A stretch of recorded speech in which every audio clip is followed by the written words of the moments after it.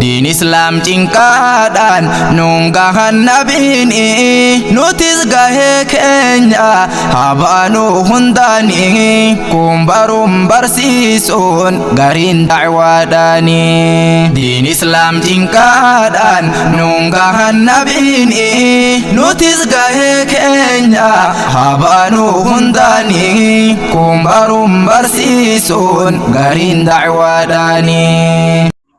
الحمد لله صلاة وسلاما على رسول الله وعلى آله وصحبه ومن والاه. أما بعد، أولا وقبل كل شيء السلام عليكم ورحمة الله وبركاته. جتة قوية هرأ بكي نتتي أرقمنو مقالة كيرا مركز فتحي كيسة أرقمنا قدنا أرسيلتا أنا شاشماني كتا مقالة ملكا سربا كيسة أرقمنا مركز فتحيتي براتون نسين أرقاجر تنكون كتالي غرغرا إرى رفاني أكسما سبافي سبلمي هدور رفاني أسكيستي أرقماني جران سنكيسة سابوتي سنين كيسة حق موتينو سبا شانيتو أسكيستي أرقم أرقيتاني سنكيسة سباف سبلمي كيسة يو كاسني جيديو را براتوني دفن براتوتا نما أفرطمي أفرطو أسكيسة جرا سنكيسة الرجالان إسادا هذا فبان إساني كريستان كهذا فبان إساني مكا إسلام ما يتولي كتكا هلو جديني تندولن كاسكيسة جروتو جرا جيتشا geediyochuun ijaachuun haawtu laala hundi keessanuu agana daataan isaanii nama 44 as keessaa qabna. Geediyoo nama 44 qabna. Akkas itti aansuudhaan akkasuma karrayyuu irraa karrayyuun tun ammootinuu biyya isa keessatti firaqaaleen garagaraa isa keessatti baay'attu san keessaa barataa 23 qabna. Barattoonni mee warri karrayyuu maashaallah karrayyuu mee harka baasame akkas maashaallah akkas inshallah. Itti aansuudhaan akkasuma sabaa fi sablammii irraa ijoollee kooraa akkasuma burjii jarri tokkoma burjii warri kooraa walumaan baasame burjii xixiqqoodha.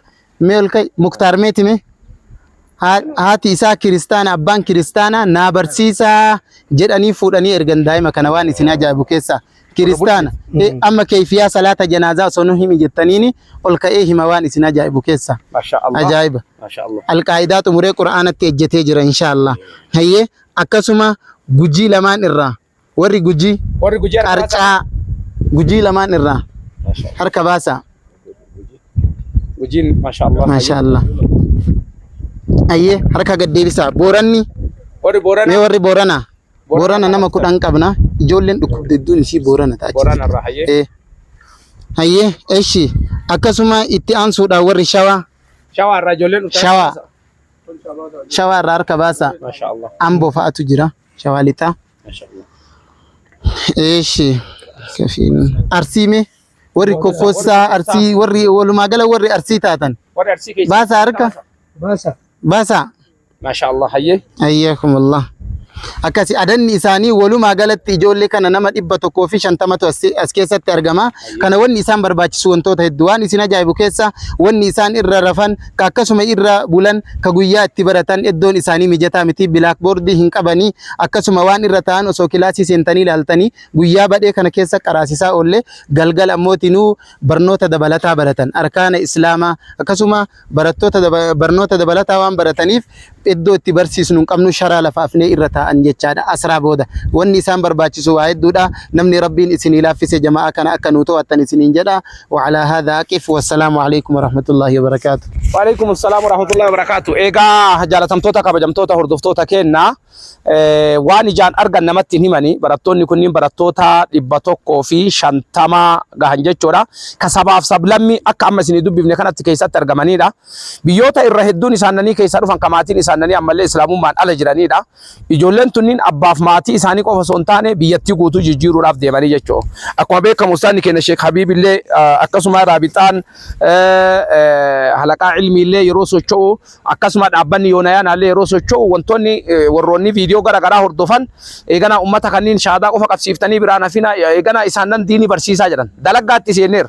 Yaada qofa nuun kennina waan barbaachisu illee bira dhaabadha. Namni afaaniin nama waa dubbatu malaayina doktorri afaanii nu amma doktora afaaniitii miti ka barbaannu doktora gochaa hayyuu gochaa ka gochaan dhaabbata kana ilmaan tana uffataan ta'innaa dalagaan ta'innaa dhufee dubbisee waan barbaachisu haala isaanii mijjeessee kaayoo tana galmaan ga'uu barbaada malee nama afaaniin akkana osoo gootanii bareeda ummata harka lubaaftanii biraan deemina eegana ummata san barsiisaa hartanii sheeka qaxalaa hartanii jedha kara guutuu nurruma as baachise inni raasama taa'ee tumaan isin meedaa seenaa taphadhaa nuti harkuma isinii rukutunaa ta'e jechuudha jannata rabbii ka barbaadu eegana ammallee khayrii tana keessatti wal dorgomee fi dhaalika falyatanafasil mutanaafisun namni eegana ammallee khayrii tana keessatti wal dorgomuu barbaadu wal dorgomee jannata rabbii haa bitatu inshallah akka walii galaatitti sheekni keenya Sheekh Idriis maal jettan asirratti dhaamsi ummata kanaa dabarsitanii maali mee gabaabbinna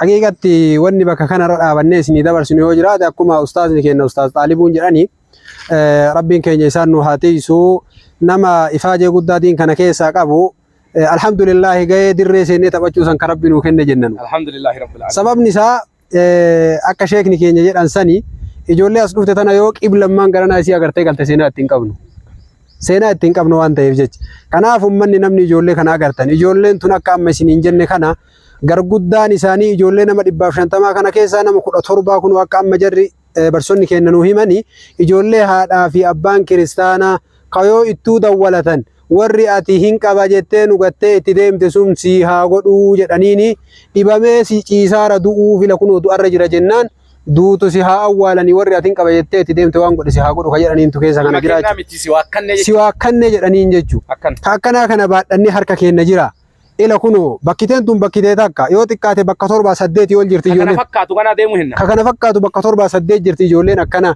kanaaf jecha ilmaan tun nama saba keessaa nama saba hunda keessaa nama tokko bakka kana jiru jira yoo tan halqaa shee Ahmad Tijaan deemnee nama tokko dhalataa Beenishaangul Gumuz achi agarre nahwi qara ana tokkochaa jira jedhe namni qara Beenishaangul Gumuz keessa namni bakka kana gahe Beenishaangul Gumuz ta'e keessa namni qara ana tokkocha namni bakka kana gahe jedhe amma isin argee jennaan hin gammade ijoollee nama 20 yookaan 15 kaji'an caalle keessa fuudhee isin fida bakka feetan keettanii naan jedhe amma torbeettaanu keessa fiduu dhufa kanaaf jecha isin hawaasni keenya bal'aan koottaa nu bira dhaabadhaa ilmaan tana barsiisna ilmaan tanaan diin biyya sanii qadhaabna ummanni shahaadaa qabate kun namni achi keessa taa'ee barsiisuu caalaa ilmi isaanii diin ka afaan isaanii baratee diin baratee galee afaan isaaniitiin yoo isaan barsiise irra bu'aa qaba koottaati dhaabbataalee islaamaa ba'aa waan kanaa ofirra baate dhaabbata raabixaa halaqaata ilmi ka du'aata bobbaasee xullaaba ji'a ramadaanaa bobbaasee ijoollee tana guuree fiduuf sababa ta'ee fi akkasuma immoo markaza jarri keessa bulan asii ijaaree fi deeggaraa jiru akkasuma dhaabbata yoonayaanaa dhaabbata gama hundaan raabixaa waliin dhaabbatee ijaarama isaa irraa kaasee hagardaatti ba'aa diinaa qucee irra baatee deemaa bira dhaabbadhaati dhaabbataalee islaamaa waliin diin bakka hin gahiniin haa geennu koottaatii nu deeggaraa isiniin jedha wassalaamu alaikum warahmatullaahi wabarakaatu. Wa alaikum assalaam warahmatullahi.